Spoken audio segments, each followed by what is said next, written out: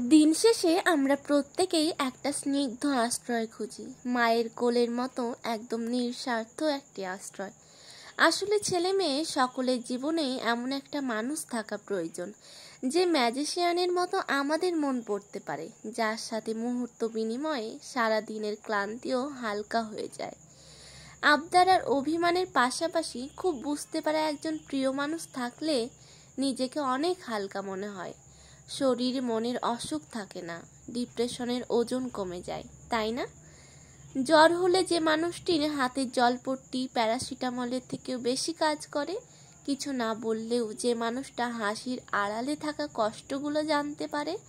মায়ের আদর কিন্তু পুরনো হয় না, তবুও একটা সময় পর বাকিটা জীবন একসাথে কাটানোর জন্য একান্তই একটা নতুন মানুষের মধ্যে আমরা সেই আশ্রয় খুঁজি।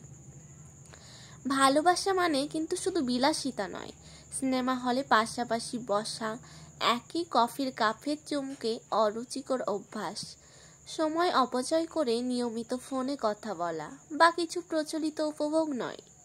ভালোবাসা সত্যি একটা আশ্রয়। পরস্পরের ভরসা আর বিশ্বাসের হাত ধরে ক্রমশই অভ্যাসে খুব ভাগ্যবান মানুষের জীবনেই সেই আশ্রয়টা তৈরি হয়।